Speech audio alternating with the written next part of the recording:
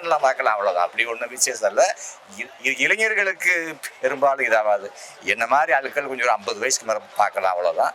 ஆனால் என்ன ஒன்றுன்னா, இது ஒரு உண்மை சம்பவம் அப்படின்னு தான் அவர் சொன்னார், கொண்டு வந்தார். அது என்னன்னு சரியாக நமக்கு தெரியல.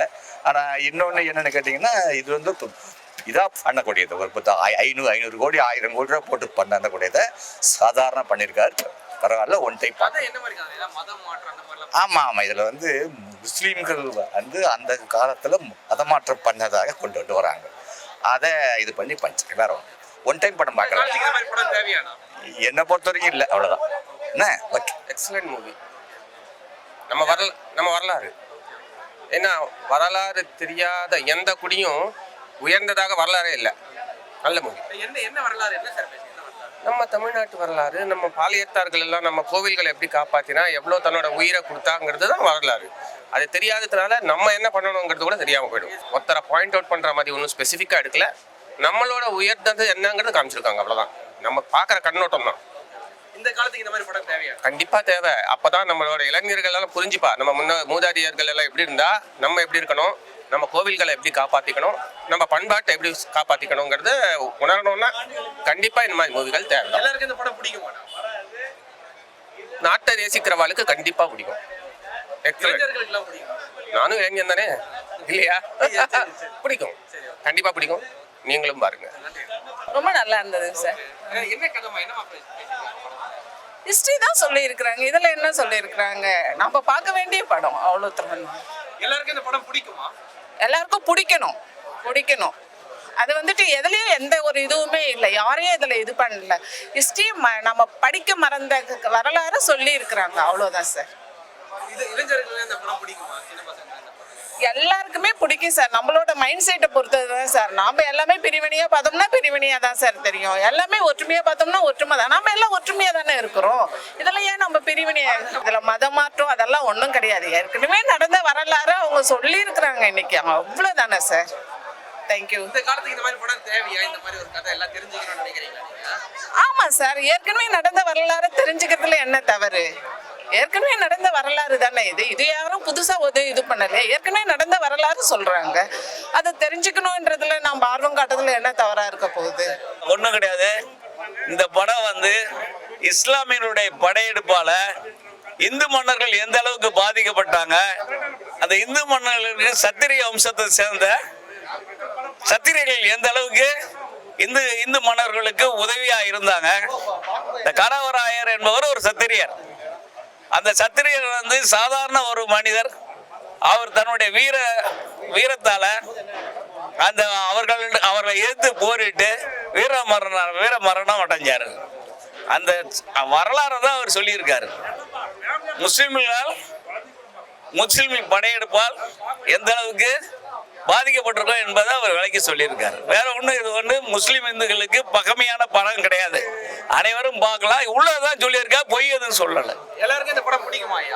அது வந்து படம் பிடிக்குமா பிடிக்காதெல்லாம் சொல்ல முடியாது. இது வந்து பணம் சம்பாதிக்கணும் நோக்கத்தில் இந்த படம் எடுக்கல.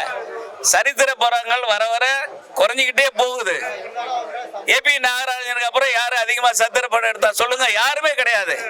அவன் லவ் ஸ்டோரி பார்த்தீங்கன்னா குத்து பாட்டு பாடுறதும் டான்ஸ் ஆடுறதும் அப்படிதான் இருக்கு படம். எவனுமே வந்து நம்மளுடைய வீர வரலாறு சொன்னதே கிடையாது. இவர் சொல்லியிருக்காங்க போது மோகன்ஜியை கண்டிப்பா நம்ம பாராட்டியே ஆகணும். அவரோட டைரக்ஷன் சூப்பரா இருக்கு. அவருக்கு நாங்கள் எங்களுடைய பாராட்டுகளை தெரிவிச்சுக்கிறோம். இந்த மாதிரி படங்கள்லாம் தேவையே இல்லையோ நம்மளுடைய இளைஞர்களுக்கு நம்மளுடைய வரலாறு என்னன்னு தெரியுமா தெரியாதா? தமிழருடைய வரலாறு எல்லாம் தெரிஞ்சுக்கணும்ல.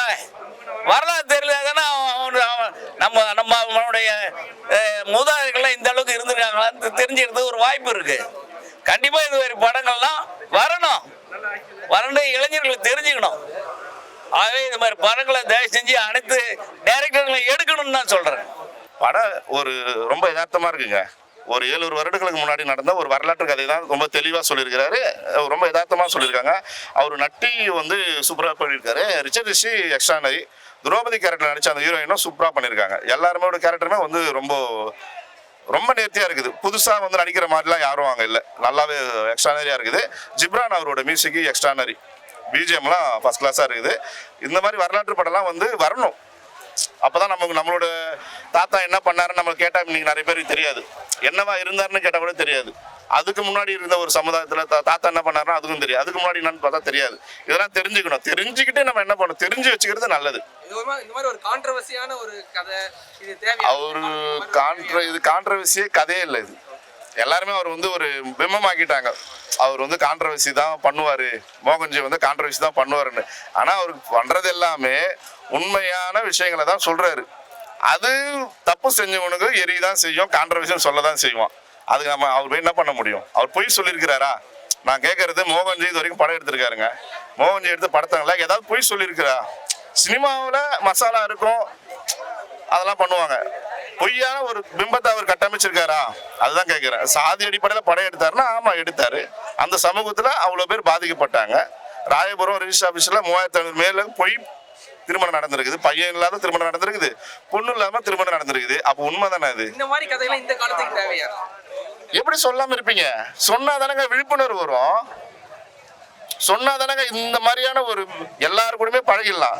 இப்ப எல்லாருமே எல்லாரு கூடயும் பழகி காதல்ல இப்போ நண்பன்ல பொய் இல்லாத மாதிரி காதலையும் தான் பொய் இல்லை, எல்லாம் பழகிடுறாங்கல்ல. ஆனா பழகிதான் போயிட்டு இருக்காங்க. எல்லாருக்கும் பிடிக்கும் நினைக்கிறீங்களா? பாதிக்கப்பட்டவங்களுக்கு பிடிக்கும், பாதிக்கப்படாதவங்களுக்கு எதுவுமே இல்லாதவங்களுக்கு அக்குறுமணியம் பண்றவங்களும் எப்படி பிடிக்கும்? பாதிக்கப்பட்டவங்களும் பிடிக்கும். பெண் பிள்ளைங்களை அனுப்பும் போது கொஞ்சம் விழிப்புணர்வா இருங்க. இப்படிலாம் இருமா அப்படிலாம் இருமான்னு இன்னும் அப்பா அம்மா பேரண்ட்ஸ் இவங்க எல்லாம் ஃப்ரெண்ட்ஸு அந்த மாதிரிலாம் சொல்லலாம். இந்த மாதிரி இரு, இந்த மாதிரி நேரத்துக்கு போவா, ரொம்பவும் இந்த மாதிரியான ஒரு நம்பி யாரையும் போகாது அப்படின்னு சொல்லுவாங்கல்ல. அது தேவை தானே. நம்ம குடும்பத்தில் பாதிக்கப்பட்டதானே அதோட வழி தெரியும். இந்த காலகட்டத்துக்கு தேவையில்லைதான். ஆனா எப்படி இந்த அரசாங்கம் வந்து 3500 திருமணங்களுக்கு பொய்யா நடந்தது? அந்த கேள்விக்கு யாராலும் பதில் சொல்ல முடியாதுல்ல. கேட்கறவன்லாம் அந்த கேள்வி பதில் சொல்லணும்ல முதல்ல. அதுதான் விஷயம். இந்த படத்தை முஸ்லீம் சம்பந்தம் தப்பெல்லாம் எதுவும் சொல்ல. முஸ்லீமுக்கும் கொள்ளடிச்சா வந்தாங்க. இப்போ முஸ்லீம்களை வந்து இப்போ வெள்ளைக்காரன் எதுக்கு வந்தான்? ட்ரெயின் கூசு வண்டி ட்ரெயின்லாம் எதுக்கு போட்டான்? இங்கிருந்த பொன்பொருள் ஆபரணம் வைரம் தங்கம் இதெல்லாம் கொள்ளடிச்சு தானே போனான். நம்மள ஆட்சி அதிகாரம் பண்ணிட்டு கொள்ளடிச்சு தானே போனான். அவன் நமக்கு துரோகியே இல்லையா? சொல்லுங்க, துரோகியே இல்லையா? துரோகி தானேங்க நம்ம ஆண்டவன், துரோகி தானேங்க. அது மாதிரிதான் அவங்களும் கொள்ளடிச்சுட்டு போயிருக்காங்க. அந்த விஷயங்கள் கொள்ளடிச்சு போகும்போது என்னென்ன நடந்தது அப்படின்றத தத்ரூபமா எடுத்திருக்காரு. அவ்வளவுதானே. 17 முறை 18 முறை வந்து முகமது கஜினி படம் எடுத்தாருன்னு சொல்லி கிடையாதுலாம் முட்டாள்தனம். 17 முறை தோத்து ஓடி இருக்கான்ல அவன். அது யார் சொன்னா? பாட புத்தகத்திலே மாத்துறங்க. படம் சூப்பரா இருக்கு. என்ன கதை என்ன சொல்றாங்க படத்துல சொல்லுங்க என்ன கதை, என்ன மாதிரி கதை, என்ன சொல்றாங்க? இந்துத்துவ நல்லது. சூப்பர் படங்க, எல்லாரும் பார்க்க வேண்டிய படம். தியேட்டர்ல வந்து பாருங்க, நல்ல படம், சூப்பர் படம். என்ன கதை, என்ன சொல்லிருக்காங்க படத்துல? நம்ம வரலாறு மறைச்சிட்டாங்க. நம்ம ஒரு 300-400 வருஷம் கதையை வந்து இப்போ படமா எடுத்திருக்காங்க. வேற எதுவும் கிடையாது. நல்ல படம், சூப்பர் படம். காலத்துக்கு இந்த மாதிரி படம் தேவையானா? கண்டிப்பா தேவை. எதுல தேவைன்னு நினைக்கிறீங்க நீங்க? எதுக்காகன்னா நம்ம வரலாறு மறைச்சிட்டாங்க. அதை வந்து இப்போ நம்ம இளைஞர்கள்லாம் வந்து தெரிஞ்சுக்கணும். அதுக்காக தான் அந்த படமே. சூப்பரா கதை என்ன மாதிரி கதை, என்ன மாதிரி படம்? வல்லாளர் பற்றி முஸ்லீம் கருத்து. இந்த காலத்துக்கு இந்த மாதிரி படம் தேவையானா? தேவைதானா? கண்டிப்பா தேவை. ஆனா அது உணரணும். என்ன சொல்லுங்க, என்ன சொல்லிருக்காங்க படத்துல? இந்த காலத்துல நடந்ததுன்னா அந்த காலத்துல நடந்து சுல்தானுக்கு, அதாவது அடிமை இப்போ எப்படி இருக்காங்க? அடிமை இல்லாம இப்பதான் அடிமையா இருக்காங்களே, எல்லாம் நடிகர் பின்னாடி போயிட்டு எல்லாம், அதெல்லாம் இல்லை. அது நேர்மையான ஒரு கதை. அந்த காலத்தில் நடந்தது. அது மக்களுக்கு நமக்கு ஏதாவது இது என்ன சொல்றது, சமநிதினு சொல்றதை விட அருமையான ஒரு நல்ல கதை. அப்ப நடந்தது இப்ப நடக்குது. இந்த காலத்துக்கு இந்த மாதிரி கதை தேவையான, இந்த மாதிரி படம் தேவையானா? ஆமா தேவை, கண்டிப்பா. மக்களுக்கு உணரணும்ல என்ன நடந்தது நம்ம நாட்டுக்குள்ள. இந்த இதுவரை தெரியாம இருந்திருக்குல்ல, தெரியாம இருந்தது ஒரு இவ்வளோ வருஷத்துக்குன்றன மக்கள் கொஞ்சம் அதுலேருந்து இப்போ வெள்ளைக்காரன் ஆட்சியிலேருந்து வந்தது. அடிமை எப்படி ஆனது? இப்போ சுல்தான் வந்து ஒரு நாட்டுக்கு ஆண்டு பிடிச்சி உள்ள நுழைஞ்சு தான் நம்ம எல்லாத்தையும் அடித்து அடிமை பண்ணாங்க.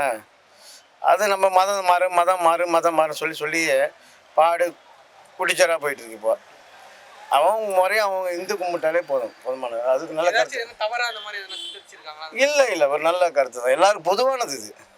அது வேற நல்ல டயட் நல்லா பண்ணிக்கிறோம். முன்னோர்கள் செய்தது வந்து இப்போது தெரியாது. அதனால அது தெரியப்படுத்துறதுக்காக பண்றாங்க. இதெல்லாம் முன்னோர் காலத்துல வந்து 50 வருஷத்துக்கு முன்னாடி நடந்தது இப்ப தெரியாது. அது வந்து இப்ப தெளிவுபடுத்துறாங்க. நல்ல படம். படமா பார்க்கும்போது பிடிச்சிருந்தாயா உங்களுக்கு எல்லாருக்கும்? இந்த படம் இல்ல படம் பிடிக்கணும்னாக்கா இப்ப இருக்கிற ஜென்ரேஷன் வந்து கொஞ்சம் தழங்குவாங்க. முன்னோர் ஜென்ரேஷன் வந்து அது வந்து புதுப்பிப்பாக என்ன நடந்ததுன்னு தெரியாது. அந்த வரலாறை வந்து இப்போ தெளிவுபடுத்துறாங்க. நல்ல படம் தான். திரௌபதி 2 சார், இதை நான் பார்த்ததுலே வந்து ஒரு விசித்திரமான ஒரு மூவி சார். ஒரு ஹிஸ்டாரிக்கல் மூவி. 200 ஆண்டுகள் வந்து முன்னாடி நடந்த விஷயத்தை அப்படி உண்மையான ஒரு சம்பவத்தை அப்படியே எடுக்கிறதுக்கு தைரியம் வேணும். அந்த மாதிரி வந்து சார் மோகன்ஜி சார் நல்ல ஒரு படைப்பு கொடுத்துருக்காரு. 2026 இந்த வருஷம் நேதாஜி ப்ரொடக்ஷன் கம்பெனியில் இன்னைக்கு ஒரு அவரோட பிறந்தநாள் முன்னிட்டு இந்த படம் ரிலீஸ் ஆகுது. எவ்வளோ பெரிய விஷயம், சந்தோஷமா இருக்கு. ஆனால் இந்த உண்மையான சம்பவத்தை வந்து சார் எடுத்திருக்காரு தவிர மற்றபடி வந்து என்னடா அது வந்தது போனதில் எடுக்கல. அது எல்லா கேரக்டர் ஆர்டிஸ்ட்டும் சூப்பராக ஆக்ட் பண்ணியிருக்காங்க. ஆக்டிங்கோட அந்த கேரக்டரை வாழ்ந்துருக்காங்க. ஒவ்வொரு ஆள் ஒவ்வொரு ஸ்ட்ரென்த் கொடுத்துருக்காங்க. அந்த தூக்கி நிறுத்த அந்த கேரக்டருக்கு வந்து உயிர் கொடுத்துருக்கான்னு சொல்லுவாங்க. அந்த எழுத்து தான் யார் வேணால் எழுதலாம். அந்த உண்மையான சம்பவத்தை எழுதி அந்த கேரக்டரை வாழ்ந்து நடிச்சு காமிக்கிறது எவ்வளோ பெரிய விஷயம் தெரியும். இதை வந்து நட்டி நடராஜ் சாராக இருந்தாலும் சரி, ஹீரோ சாராக இருந்தாலும் சரி, ஹீரோயினி மேடம் திரௌபதி அந்த மேடம் பேர் வச்சதுக்கு தந்தப்பல அந்த ஆக்டிங்கு, அந்த வீரம், அப்படி வீரமும் துணிச்சலும் ஆர்வம் எப்படி ஒரு பெண்ணுன்னு எப்படி இருக்குன்னு சொல்லிட்டு அந்த எடுத்துக்காட்டாக ஒன்று ஆக்ட் பண்ணியிருக்காங்க. ரொம்ப சந்தோஷமா இருக்கு. இந்த இதில் ஒரு நம்ம மூவியில் எனக்குன்னு ஒரு கேரக்டர் கொடுத்துருக்காங்க. மதுரை சுல்தான் தம்கானின்னு சொல்லி அந்த வீரரோட நம்ம சாரோட டெல்லி அந்த சுல்தான் வீரரும் பட வீரர்களாக ஆக்ட் பண்ணியிருக்கேன். சார் மோகன்ஜி சார் இந்த கேரக்டர் கொடுத்ததுக்கு ரொம்ப நன்றிங்க சார். இந்த இதில் சொல்லி விரும்புகிறேன். ஏன்னா இந்த எல்லாமே வந்து படம் பார்த்தா தான் இந்த விதம் தெரியும்னு சொல்லுவாங்க. படத்தை பார்த்தாவே ஆட்டோமேட்டிக் உங்களுக்கு புரிய ஆரம்பிச்சிடும். சார் இந்த மாதிரி மோகன்ஜி சார் வந்து முன்னாடி வேறு மாதிரி படத்தை எடுத்தாரடா அப்படி இப்படின்னு நினச்சி திங்க் பண்ண தேவையில்ல. நேராக வாங்க, பிளாங்காக வாங்க, அப்படி பார்த்து புரிஞ்சிடும். பரவாயில்ல, இந்த மாதிரிலாம் இவ்வளோ விஷயங்கள் இருக்கா அப்படின்னு சொல்லி உங்களுக்கே தெரியும். Okay, thank you sir.